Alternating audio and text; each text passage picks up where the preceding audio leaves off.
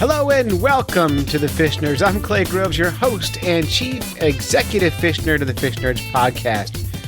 And we have got an exciting show for you. This is crazy. We're kind of all over the place. But first, in today's show, we're going to have Doc Martin. She's, if you don't know Doc Martin, she's wonderful. She's our fish doctor from Kansas. Andrew Lewin from Speak Up for the F and Blue is going to check in with us about some ocean news. I got to go to a foodie show with Amanda Doty from the Great Beer Adventure podcast. And of course, we got some listener feedback. So lots going on tonight, and we're happy to bring it to you. I think first, though, I should check in a little bit. I've been trying to fly fish, and it hasn't been working out so well. I've been out about 10 times since the season began, and I can't seem to catch a fish using a fly, and I'm pretty sure that fly fishermen just don't like catching fish. They just like showing off how good they can cast and bragging about how well they release fish that they don't seem to catch. But I've been fishing and fishing and fishing for nothing, and finally I put down the fly rod and got my spinning rod out, and of course I caught tons of fish. Most recently I was out a river here in Conway, New Hampshire, and I'm fly fishing, and I can see this stupid fish in the water, salmon, just sitting right in front of me. And I'm casting and casting and casting, and I'm getting near it, and doesn't care one bit about my fly. I switch flies, I do 2 or 3 different kinds of flies, I use people's advice, it doesn't make any difference, the fish doesn't care. So I run back to my truck, and I grab my fishing rod. It has an old-fashioned spinner on it, and a spoon on it, and the first cast, boom, salmon. Took some photos, let the salmon go, and then moved to a different spot in the river, made another cast, and boom, got a really nice rainbow trout, which I took home and ate. But don't worry, I will be getting on that fly rod tomorrow and trying to get something done. I just don't understand. But everyone says once you start catching fish in the fly, you'll get it. So I'll be sure to report back so you'll all know how I'm doing with my adventures in fly fishing. I'm not going to be discouraged. I will get this one day. All right. Hey, but before we get into the meat of the show, we got some feedback from last week's show. Listener Mike Steffen dropped us a message here.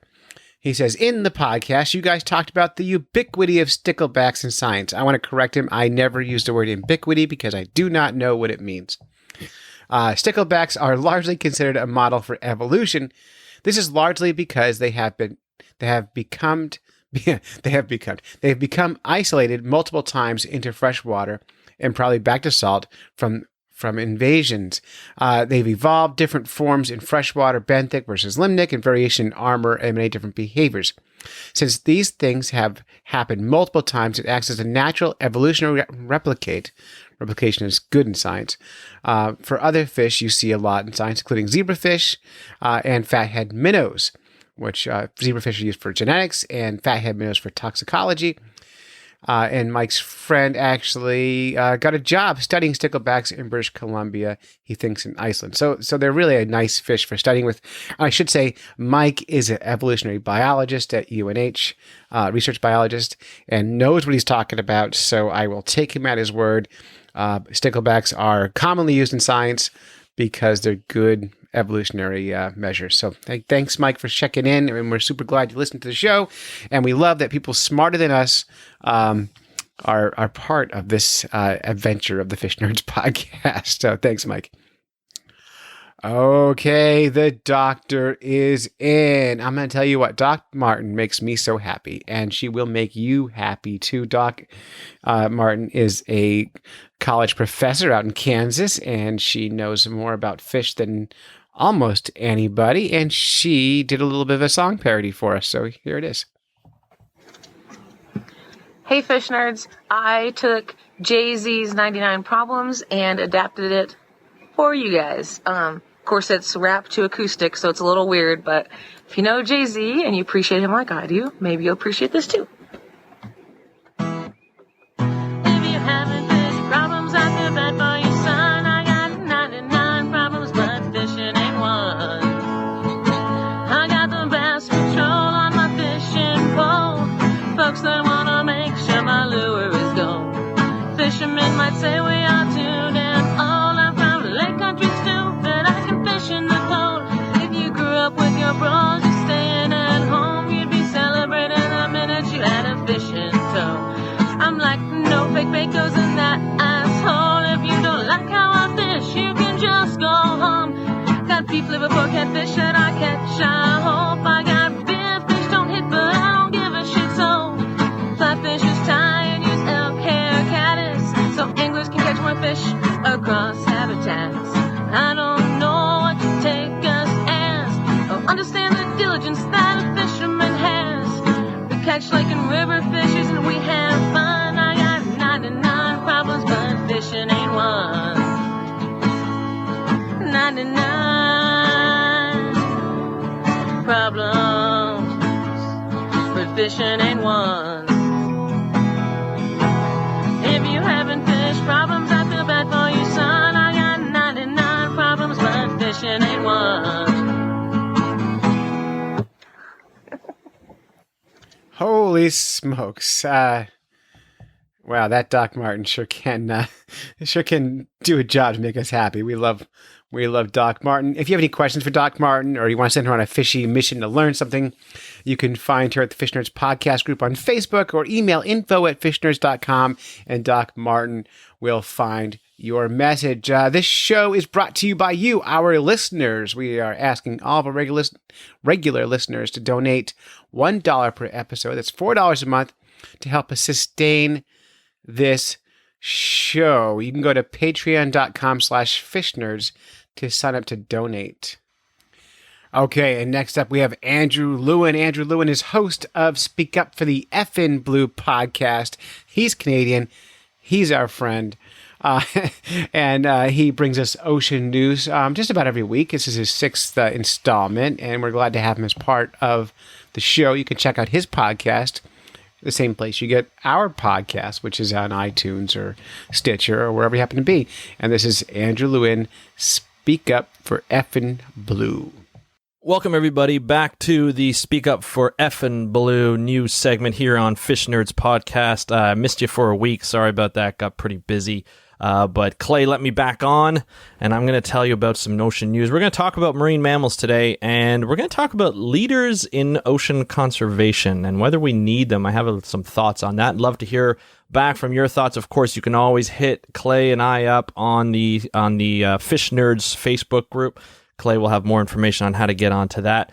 But let's talk about some marine mammals. And there was a story that came out recently about humpback whales. And usually lately, when we see stories about humpback whales, it's about their recovery and how they used to be hunted when they were back in the early 1900s. And now, ever since whaling has stopped on humpback whales in most areas, the population has just increased, and it's been great. A lot of times, people are talking about taking them off the endangered list, or at least delisting from the endangered species list. But unfortunately, this story is not very good news. In the past year, from January 2016 to January 2017, there have been 41 stranding and deaths of humpback whales along the Atlantic coast, the northeast Atlantic coast, from North Carolina all the way up to Maine. And I believe that's where Clay lives, and Rich and Collins and everybody else. So it's up in a lot of people's backyards, and it hasn't happened all at once. But like I said, it's happened over a year. And the difference is people are, the first question I ask is like, is that a lot? It seems like a lot. The average number of strandings of humpback whales per year is 14. And this is 41. So this is obviously a big thing to get concerned about. It's a big event. And it actually initiated a federal scientist and researcher probe into finding out why this is happening. The trouble is to find out why, you need to get tissue samples, you need to move the animals. These are 35-foot animals, right? These are beautiful 35-foot animals. Unfortunately, they're dead, and they're washed up in a lot of marsh areas where it's difficult to get to. The tides in some areas are only about 20 minutes in between tides, according to the article. So it's just hard to get, there's a 20-minute window, between the tides that they can actually get in and get the animal and pull it out. But unfortunately, it's so big it's difficult to get out. Then of course you've got decomposing of the body, which is good for the environment because it feeds a lot of other animals and the microbial process and everything, but it probably doesn't look great and it probably smells quite a bit. And there's also the issues of, I'm not sure if you've seen it in the news, but there's been issues where as whales decompose, they get gassy and things explode and it can get quite nasty. So there's concerns about the cleanup and getting access to the body so that they can actually take biopsies and tissue samples to actually bring them back in the lab to find out why they've been hit or why they've been killed. Now they know 4 out of the 41, or I think it was a quarter. Sorry, it was a quarter out of the 41. 25% of the 41 animals have been struck by ships. The rest, they have no idea what happened. Now, ship strikes are common, especially along the Atlantic coast where there's a lot of ship traffic. They've put in, governments have put in, ship lanes so that we avoid as many collisions as possible. But unfortunately, it still happens. But at least a quarter of them had ship strike markings. But the other ones, they don't know. So it could be anything. It could be death from ocean noise that affected them in their buoyancy. Could be, and their navigation. It could be metals. It could be other animals, although they didn't mention any kind of bite marks or anything like that. And it could just be natural causes. There are a lot of things out there. Could be plastics, and then the toxins released from those plastics as it breaks down in the body. It could just be the other toxins that can get in is like mercury or arsenic that can bioaccumulate in humpback whales from eating fish, and so it just goes out the food chain. So there's a lot of things that can affect these whales. Unfortunately, we don't know what's going to happen. The federal scientists are saying that, look, it may be months or even years before we find out, if we find out at all what really caused the deaths. Now, the animals could have a lot of toxins in them, but it may not have caused their death, although I'm sure it contributed to their death. Either way, hopefully we get some sort of solution or some sort of reason why they died. At least partially, just so that we can try and stop what's happening, especially if it's a human influence kind of thing, which I'm sure it is. Now, if it's mercury, methyl mercury is prominent in the ocean, and a lot of times it's prominent in the ocean from the actual atmospheric deposition of methyl mercury in the ocean from burning of coal. Now, I'm saying this because the U.S. government right now is having a big push for the coal industry to start back up in many places. This could increase the amount of methyl mercury, especially along the Atlantic coast and other places where these coal mines are situated. So that's a big concern in the future, especially if it's methyl mercury. I'm not saying it is, but I have a feeling there's probably some level of methyl mercury in these animals, in the tissues of these animals. So that's unfortunately going to happen. And hopefully I'll keep you updated on if I find out anything more on these whales. The next story I want to talk about quickly is, I'm not sure if you guys watch Netflix. I watch it quite a bit. There's a new science show called Bill Nye Saves the World. A lot of you probably know who Bill Nye is. Some of you who are younger might have grown up on Bill Nye. He was after my childhood time, but I've known who he is, and he's been in the news a lot, the mainstream media a lot lately, to talk about climate change and raise awareness about climate change. He's been on CNN, he's been on Fox, he's been on the Bill Maher show, he's been on a lot of different MSNBC. He's been on a lot of different news networks to sort of, I guess, prompt the government, this administration, to sort of take climate change seriously. Now, whether he's effective is another thing. The big thing now, the thing I asked you is, do you think that Bill Nye should be the leader of the climate change movement? I asked that because a friend of mine that I know asked the same thing to his Facebook followers, and I saw the replies, and it was very interesting. A lot of people said, no, he shouldn't be the leader. He sounds a little bit jaded. A lot of people don't connect with him. Some people say that his show that came out feels like he's talking down to people, almost like that, we're going to put scientists on a pedestal. People attacked him because he only, quote unquote, he only has an engineering degree. But Bill Nye is a smart guy, and I defend him because he's He is a smart guy. He's got first of all, anybody with a 4-year degree in engineering or science has the right to speak on climate change science. You don't have to be a PhD to talk about climate change science. Even if you don't have an undergraduate degree in science or engineering and you know a lot about it, you have the right to speak. If you understand the science journals and you understand the peer-reviewed journals, what's going on in the world, and you can speak intelligently on it, you have the right to speak about it. You don't have the right to be torn down just because you don't have a degree or you only have an undergraduate degree. That is not the case. So I don't like people attacking him for that. I see how people don't connect with him. I see how people can see that he's talking down his show. I like it. I like the idea. I don't like the format necessarily. I don't like the way he speaks. He's still speaking like he's speaking to children, and I think a lot of adults can see. You can see how a lot of adults will take offense to that. But this is my take on whether we should have a leader or he should be the leader. I don't think we need one or two leaders, right? Like, you got Leo DiCaprio, who's an actor who's big on making everybody aware of climate change. Adrian Grenier from Entourage, who is big on making people aware of climate change and plastics and so forth. You've got Bill Nye, you've got Sylvia Earle, you've got all these people who are leaders for sure. But the way I see it is, why rely on a handful of people to lead the way when if you have hundreds of thousands of people leading the way, they can't bring us all down. They can try and take one or two people and bring them down by whatever argument the opposition wants to do. But if you have hundreds of thousands of people on social media, right, driving this forward, this movement forward to say we need to change the way we think about climate change, we need to adapt, and we need to reduce climate change effects, and it's all on us, and we understand that, and we need to do something about it. That makes waves because they can't bring down hundreds of thousands of people and even more. They can't, the oppositions can't tear everybody down. No matter what type of arguments they come up with, they can't tear it down.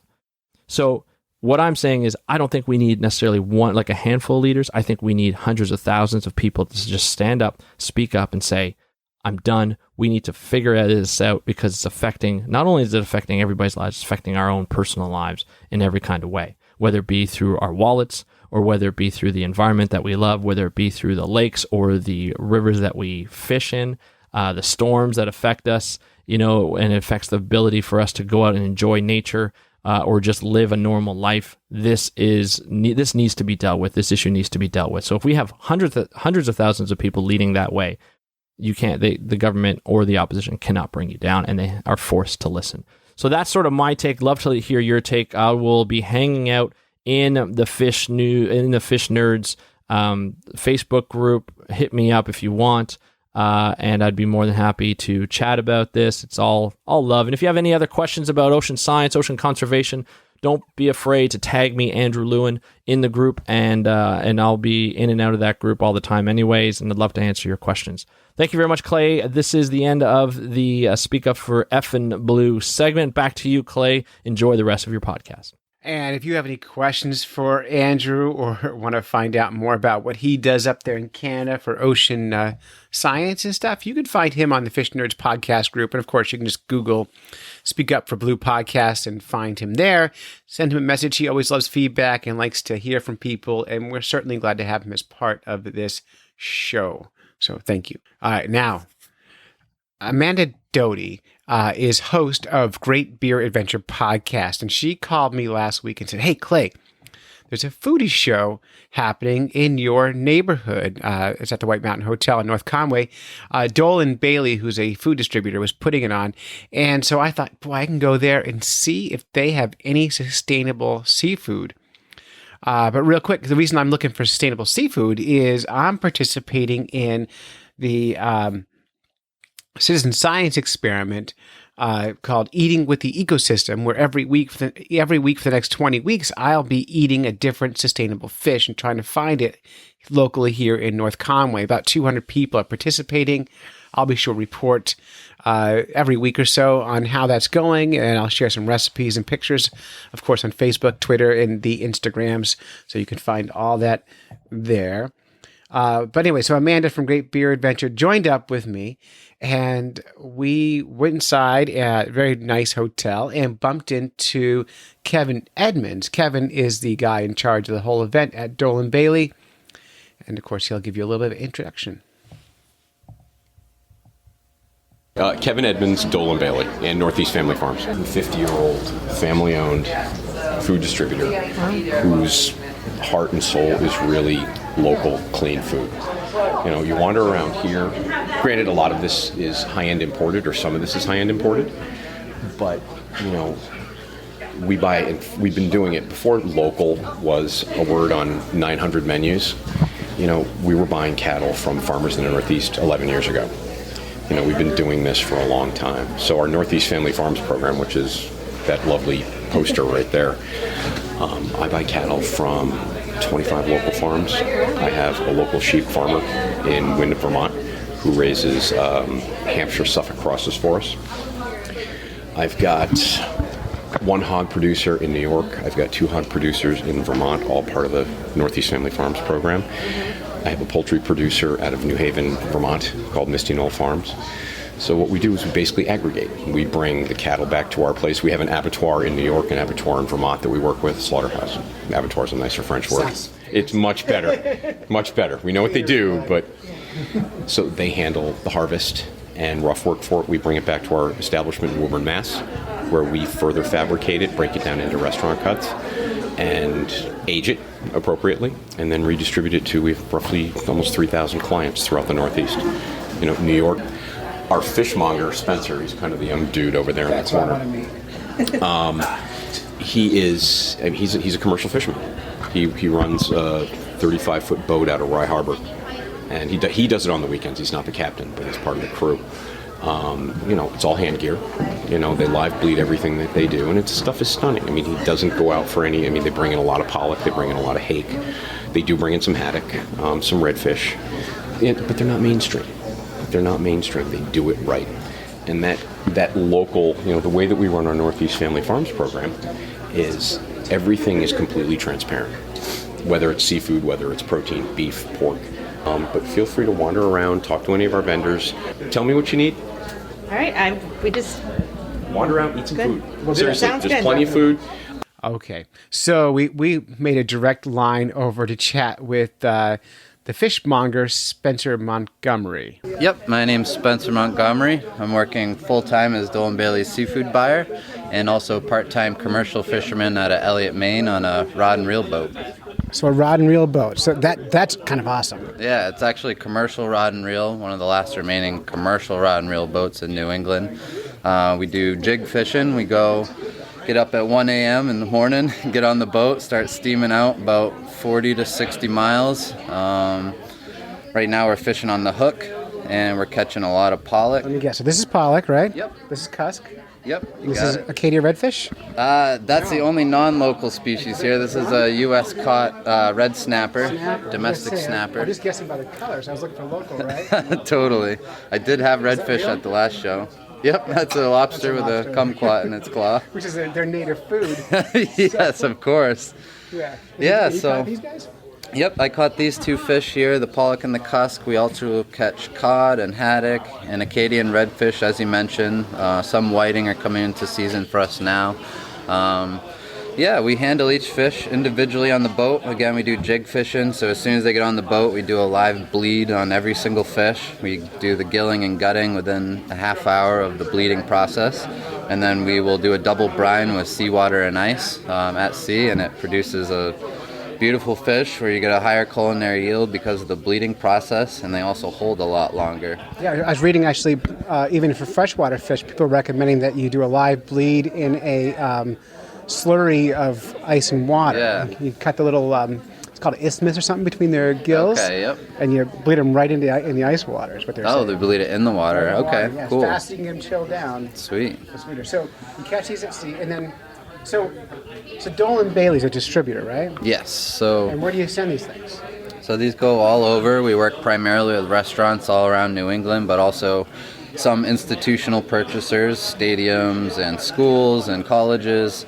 So it's been pretty cool to be able to purchase the fish that I'm catching now that I'm working for Dole, because I was actually fishing before I got here commercially. So it's cool. The first thing I did when I started with Dole & Bailey is I got our federal dealer's permit and our state wholesale licensing and permitting, so we can buy directly from fishing vessels in New Hampshire, Maine, and Massachusetts. So we work with about a dozen boats throughout the year now, which is a cool change of pace for things. Being able to buy direct, you really can form a relationship with the fishermen. You can have a better understanding of the seasonality and locality of species and what's actually running at the time. So yeah, it brings a lot of good context to my role as a buyer, working directly and forming relationships with fishermen and harvesters. We do a local bluefin tuna season where we work with about 3 or 4 boats that we buy local bluefins direct. We do ground fish. Next week I'll be hitting Hyannis and Nantucket to do some squid fishing. Oh, that's so on much another fun. friend's boat. Yep. They're out of Rye, New Hampshire. They're called the Rim Rack, and they travel down to Hyannis, Nantucket to hit the squid when it's in season. So be doing that on Monday, taking the day off from work. You've got a good thing going on. Oh, yeah. So we're big on talking sustainability. Yes. And so if, in fact, you're not dragging a big net, puts your kind of notches up higher on that schedule of sustainability. Eating what's in season makes a big difference. Are there any like abnormal fish you might bring back to market that people don't normally eat? Yeah, so that is definitely a part of the sustainability pie, working with underutilized, or I like to say underloved species, such as the cusk. Right. Although the cusk may not be a great adapter to climate change, so I don't know how much longer he'll fit the bill for that. Well, the other thing people with cusk is, they might put this restaurant called Scrod, and they might think that they know, what they're eating, yeah. right? I mean, cusk is awesome. It's delicious, yeah. Same family as codfish, similar flavor profile, Fantastic. little firmer flesh.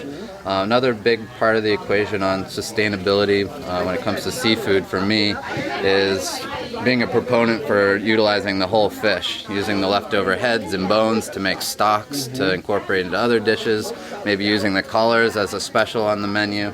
We really And the get cheeks most of value. cod. Have you eaten the cheeks? The cheeks, Yeah. yep, the cheeks. The tongue.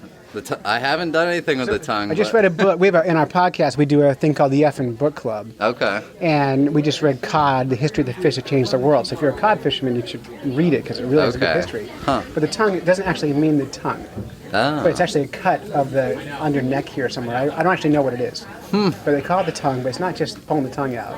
Very interesting. Yeah, just all this meat in the head that, they have different names for it. There's even some restaurants in Dover, New Hampshire, and Portsmouth now that are taking the leftover fish rack, just the bones after the fillet's been removed. They're brining and frying the whole thing with the head attached. So I had a haddock the other day in Dover at one of these restaurants. I ate the entire head, the eyeballs, all the bones. You ate the apple? How was it?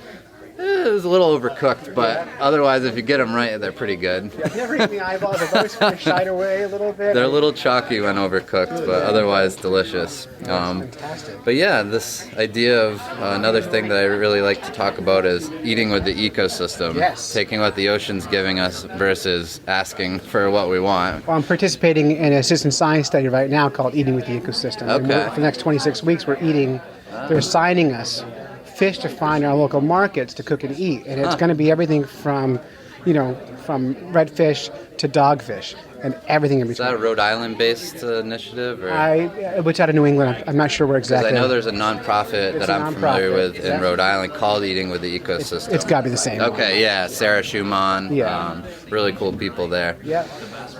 So yeah. And they're doing the big 20-week study is to see, first of all these other fish available, and then do people actually like eating them? Yeah. That's the trick, right? Definitely. So really this cool. is totally cool. And you have little samples of Yeah, we got some oysters I'll be shucking. Some. yeah? Can I try one? Yeah, most certainly. These are from Duxbury Bay in Massachusetts.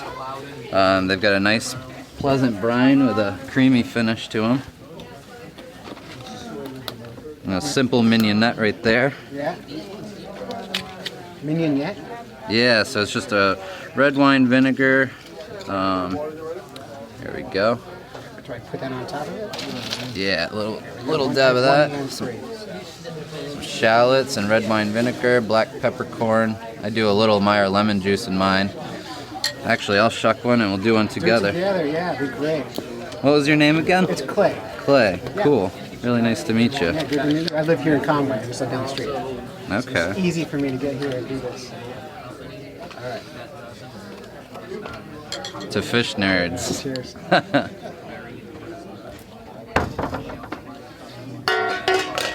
Oh, that's delicious. Get that creamy finish to it. They're delicious. And those are from Standish. Yep, those are Standish Shores from Duxbury Bay. Totally cool. Okay, so on a personal level, you're not commercial fishing, you're out for fun. What are you fishing for? Oh, geez. I've actually never done much freshwater fishing at all. A lot of my friends do fly fishing. Love to try I it. just started it this year. Okay. Yeah, it's one thing I would like to try. I've never been striper fishing either. So You're on the water every day. I know. We go no less than 20 miles out to catch the fish that we catch. So we're at a little 36 Northern Bay, so it's a tiny boat to go 60 miles out in sometimes. Well, I might look you up and maybe do a story. If you ever want to bring someone on the water, do yeah. a story, I'd love to come out. Yeah, let me give you my contact And I'll info. find you. There's my decals if you want them. Yeah, I would And love those. you're Spencer Montgomery from Dole and Bailey. And I'll give you everything you need here. Just need. All right, and then right next to him, there's a football player, and I gotta be honest with you, I don't watch football, so I didn't recognize him. But New England Patriot Jarvis Green was standing there wearing a chef uniform that had his Patriot number on it. Anyway, so Jarvis is a giant person, larger than life, could probably eat my whole head in a bite. And he's a shrimp monger. And we got a chance to chat with him. Now, I should kind of ask you to forgive the audio a little bit here. As soon as I started recording, the room just blew up with noise. And so we're picking up all kinds of other stuff. But it's kind of a cool little interview. And he was a super nice guy, and we really liked him. All right, ClayGrovesFishNerds.com, hanging out with Jarvis Green. Jarvis, so... Hi. So, are you having a good time? Yeah, good time in White Mountains. First time out here. First, I live right down the street here. Okay. Great Convenient, place. very Yeah, beautiful. it's totally convenient. This is Amanda Dowdy. She's from the Hi. Great Beer Adventure podcast. How you doing? Good. She's way more fun than I am. Sweet. This is Jarvis Green, but he wanted to know. I love your chef coat. Thank you. It's one of the best ones I've seen. Yeah. So, what's the history of your Since business? 97, 2 years in existence. Started 5 years ago. As far as in the field of shrimping, fisherman, shrimp monger. Started 5 years ago. Out of a favor. Went to school for engineering, so this is totally opposite from what I went to school for. I retired, I guess, about 2010. And kind of like the Forrest Gump story. Started off, didn't know anything. Worked with the Asians, and they taught me for 6 months. Worked for free on the boats. Did the whole shebang, depeeling, grading shrimp, freezing shrimp, traveling, moving around. And then I got to sales, and then about 3 years passed, and got to about 1,500 retailers across America. All my sales, and just promoting. Business was growing pretty fast, and then, like most businesses, either you go up, you plateau, or you go down. We plateaued and went down, so I went on my own. That's when I started Oceans 97. Well, it is. I've always been into food. I owned a restaurant, liquor stores, did a lot of events with Johnson & Wales when I played football, a lot of wine tastings, but I never thought I'd be selling shrimp. And I think it impacts because, it's about the community, the environment, helping the local fishermen. And really, that's been the biggest thing for me, working side by side with them, with their kids, their families, and just taking their product and bringing it to a more vast market in the New England area. So the product itself, going from Albany, New York to Bangor, Maine. So it's a little niche. You can see the whole country and meet cool people, right? Yeah. Meet cool people all the time, working with different chefs and restaurants. I remember when I owned a restaurant, I didn't know anything about the restaurant business. But now just dealing with local chefs and cooking alongside them, a little experience. I did Master Chef Season 2. You did? Yeah, I did that. So, kind of been around. I have to go back and watch that. Yeah. I got to the top 100. Yeah. Yeah, with Gordon Ramsay. It's my kids' favorite show. They love it. It is, really? Do they watch the kids work? MasterChef Junior. They love it. Well, that was a long time ago, so 2010. I'm gonna Google it and I'm gonna find it. Okay, definitely. So what are we tasting today? We got some gumbo, seafood gumbo, chicken and sausage, but we're waiting on the rice. It's getting there. See, the steam is coming, so it's working. Come back around. Yeah, come back around. Because once we do that, we're gonna serve in the cups. Throw some of the rice. You know, it's not gravy, it's gumbo. Right. This is Patty Martin. Hello. So she's local. She's from Foxborough, Mass. She's been in the food Where business. Gillette Stadium is. Yep. Y'all come down. Y'all come that far south. Yeah, I used to teach in Lawrence, Massachusetts. Okay.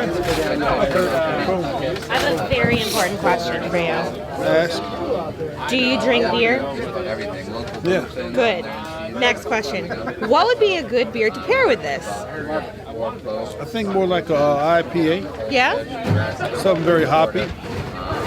A lot of times when you're cooking down south food, it's very spicy. Right.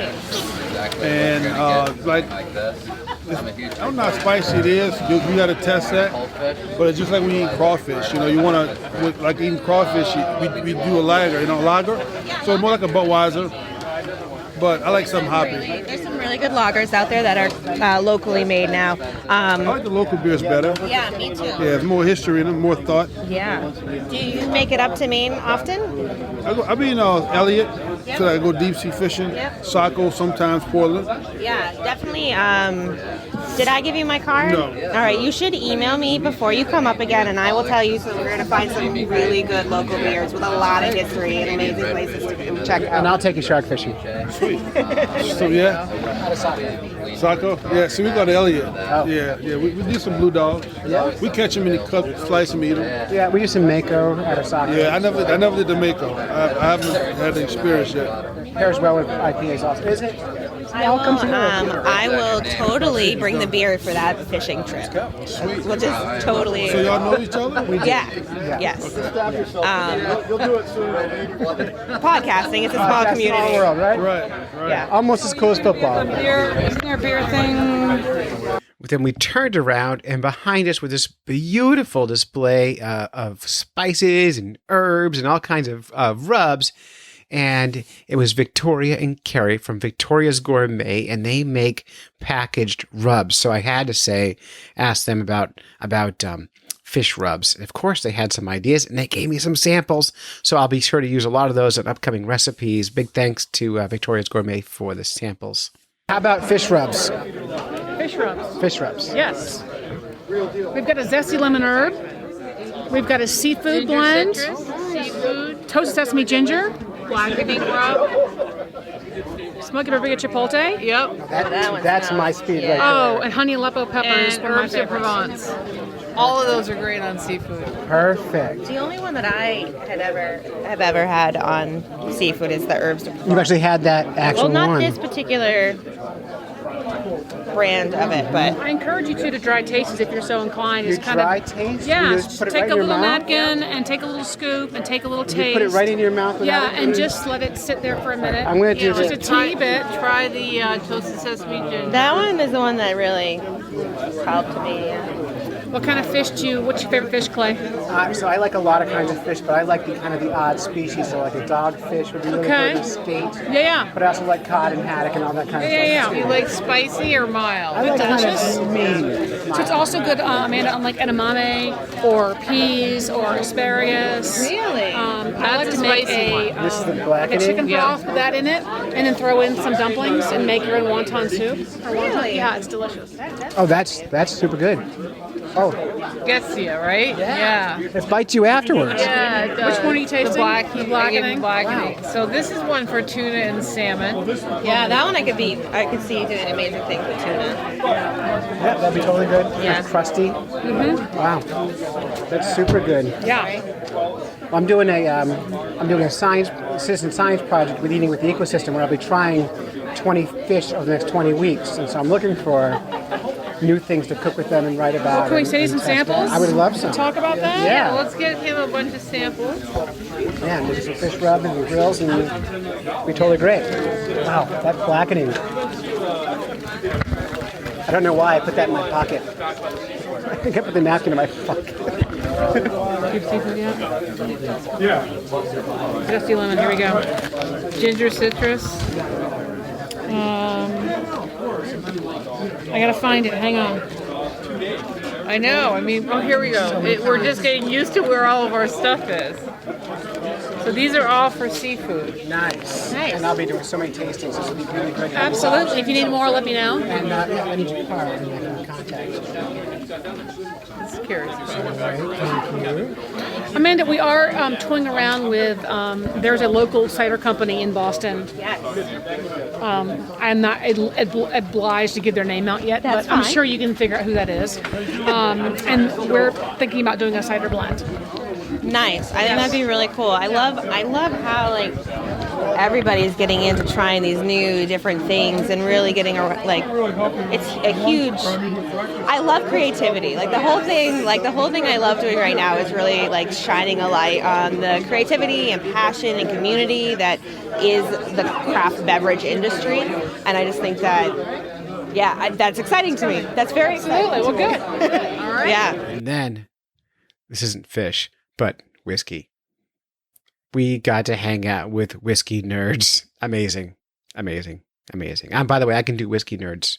If I had to choose a different podcast to do, I would do the Whiskey Nerds podcast, where I would have to just taste whiskey every week. I'm Brian. I'm with the Wiggly Bridge Distillery in York, Maine. I'm one of their brand ambassadors. This is Kevin. He's also a brand ambassador. We brought 6 spirits to try today. We have our white whiskey, our bourbon. Our bourbon's aged for about 2 years in new charred American white oak barrels. That's my speed. We have our gin, which is much more, I want to say, new Western style gin. It's more citrus floral instead of that really piney, hearty Christmas tree flavor that people are used to.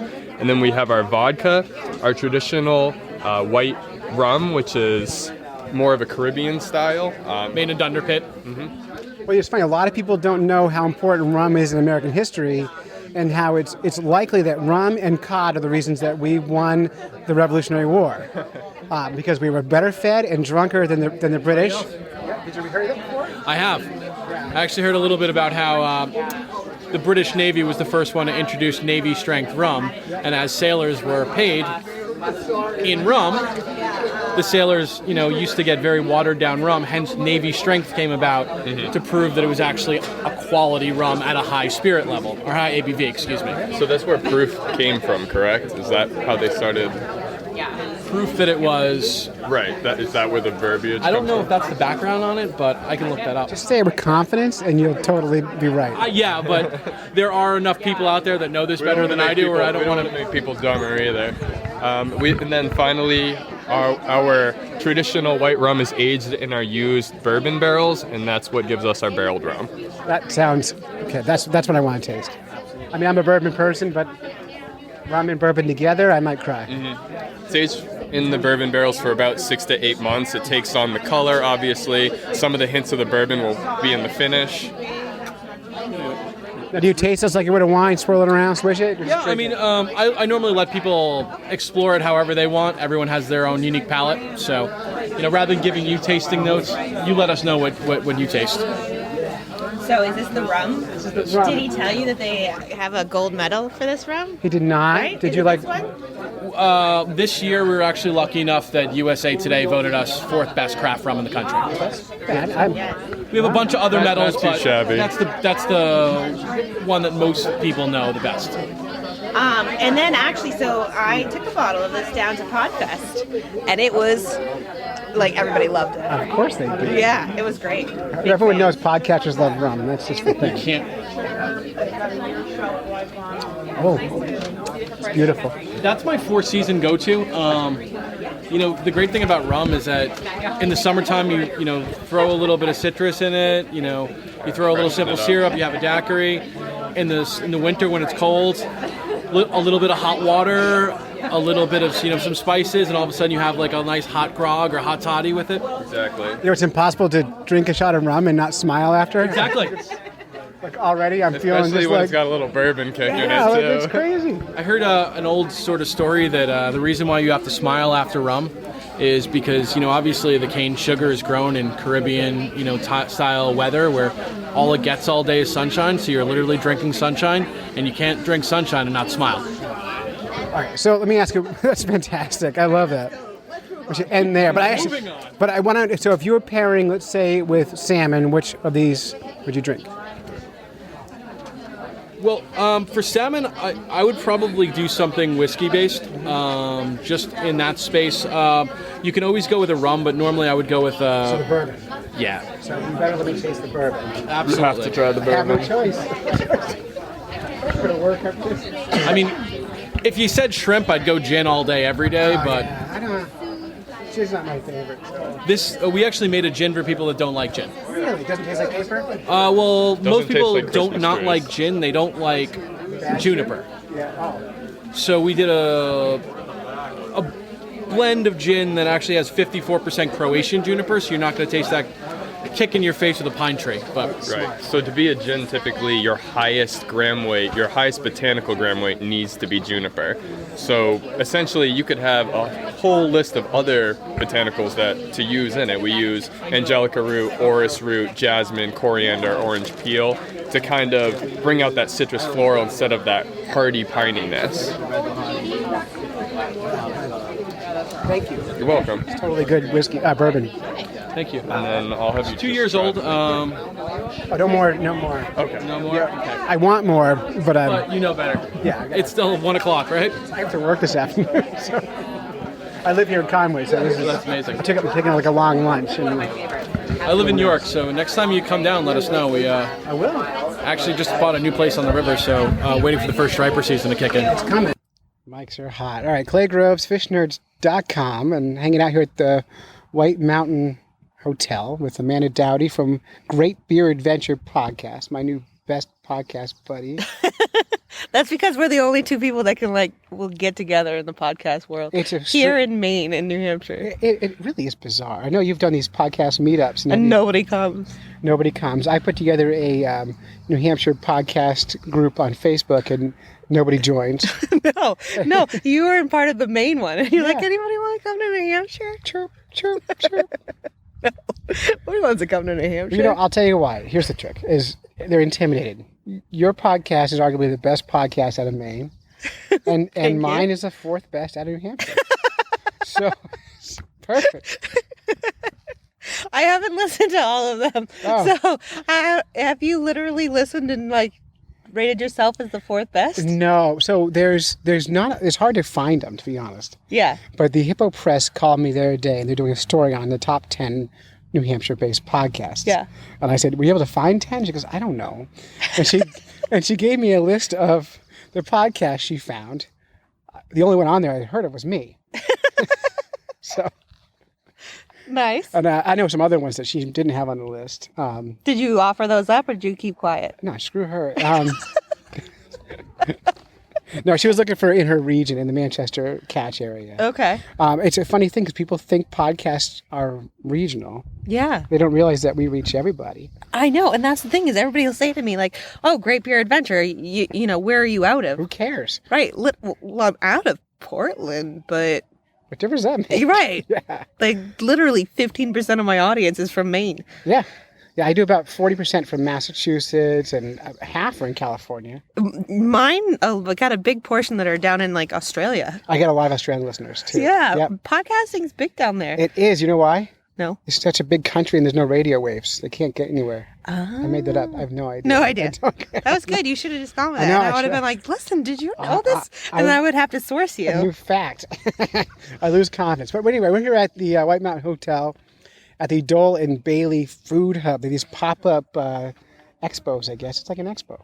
Yeah. And there's just tables full of food that we got to go in and try. Mm-hmm. There was, a lot of fargois. Fargois? No, I can't say it. Yeah. And if I'm honest, I see. I love it with just smeared a little bit, smeared, yeah. But one, it's not a very tasty. Wonderful thing to do for to the duck. I think it's goose. Or maybe it's goose. Goose or isn't it? duck. I don't know, but it's they're force-fed corn until their livers. Yeah, I would like that. Great. Yeah, and so I don't know. We had one that was fried, and that one was not my favorite. I had one that was mixed with bratwurst.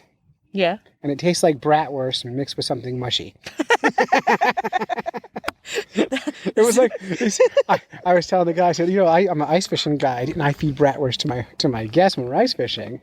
And he goes, well, this would be a very expensive lunch for them. And I didn't want to tell him. I'm like, yeah, but they'd also prefer the cheap bratwurst. But I like creative people. They're being super creative with that. They are, and I do love that. Yeah, but there's some great food in there, too. Yeah, we were talking about those Spice Girls, Victoria Gourmet. Yes. Yeah, and they were talking about the fact that they're going to be working with a meadery. Not mead, cidery. Cidery? Yes, it's a secret. I'm not going to say. I don't know who it is. She wouldn't tell us. She wouldn't tell us. No. But I like that the creativity and the passion and all that stuff is there. I really love that. I love that, too. And they gave me a whole bunch of rubs to put on fish. Yeah. So I'll be reporting, either weekly or bi-weekly. I'll try these new rubs out. And I'll tag them up in the post and see what they think. And and then they were like, oh, I guess we better give you one or two, too. You get the booty prize. Now, the booby prize. I don't know if it's booty or booby. I don't know. I don't think it was booty prize. That'd be like a good thing. Like, booty. Booby's also good. So then they do this thing where like, hey, take some, just taste it. Like, yeah. And the idea of putting a mouthful of rub in that part was, it was good, and then at the same time it was awful.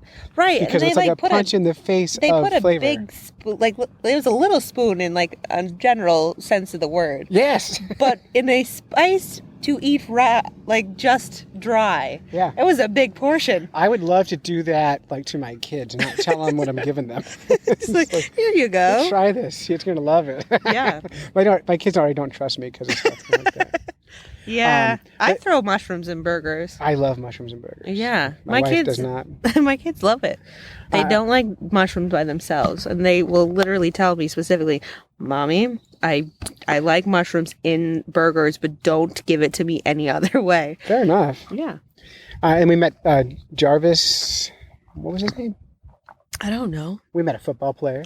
Oh, Jarvis Green. Jarvis Green. He was with the Patriots. Patriots, yeah. Yeah, and I'm so useless. I've never watched a football game all the way through, so I didn't. I have no idea who he is. You said he's Jarvis Green, but he won't admit to it. And I was like, is he really? Like, I don't know. Well, because I walked up to him, I said, "Are you Jarvis Green?" He goes, "I just like to wear his clothes." So I said, okay. Yeah.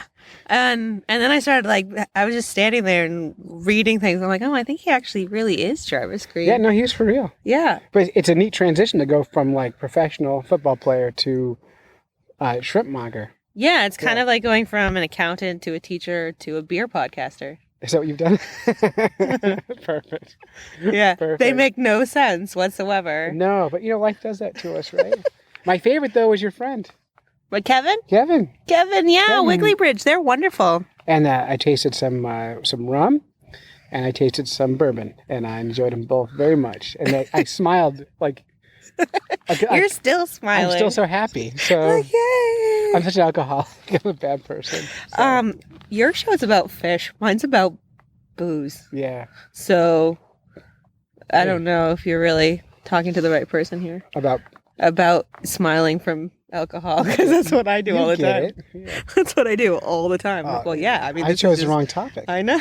That's your fault. I'm going to make a new podcast called The Excellent Beer Adventure. It's not a great one. It's excellent. Excellent. Yeah. Nice. Yeah. The mediocre beer adventure. I'll go to like Pabst Blue Ribbon plants, Bush. The kind of passable for beer adventure. Yeah, it's yellow and it's cold. The beer adventure. Yeah, it's yellow and cold beer adventure. Yay! A little stale, a little flat, but nice. It's okay because it's yellow and it's cold. Because the hipsters are drinking it. Yeah. Stick a lime in it, it all tastes like Corona. Yeah, pretty much. That's true. Yeah. All right. Any last minute thoughts? I really want some melted cheese. Excellent thought. Nothing to do. I'm glad we had this talk. I'm so glad I spent time with you today, man. I bring a lot of sunshine into the world. It was, yeah. Look, see, literal sunshine. Literally here. So, all right. So that's Amanda Dowdy from the Great Beer Adventure podcast. And if you're not already listening to that show, you should, because she needs listeners and you need entertainment. So it's a perfect match. There you go. It's a match made in free heaven. That's right. I know. If you're paying for your beer podcast, you're overpaying. Exactly. Yeah. Why should you ever want to pay for a beer podcast? That's a very fair question. Yeah. All right. We're good. Okay. Cheers. So that's it. You've listened to a whole bunch of fish nerds and other kinds of nerds when you definitely should have been fishing. We would like to thank our families for supporting us while we podcast, go on fishing quests, and do all sorts of silly things that nerds do. If you would like to support the podcast, go to patreon.com/fishnerds. Help us crowdfund this show. Give us $1, man. Come on. Special thanks to Doc Martin for her song parody. God, we love that, Doc Martin. Andrew Lewin from Speak Up for Blue podcast. Of course, all the folks from the Dole and Bailey Show for feeding us and giving us whiskey. And we can't forget to thank Amanda Doty from the Great Beer Adventure podcast. Get that everywhere you get your podcast. So until next time, follow the code of the fish nerds, spawn early and often, avoid free lunches with strings attached, and swim against the current every chance you get.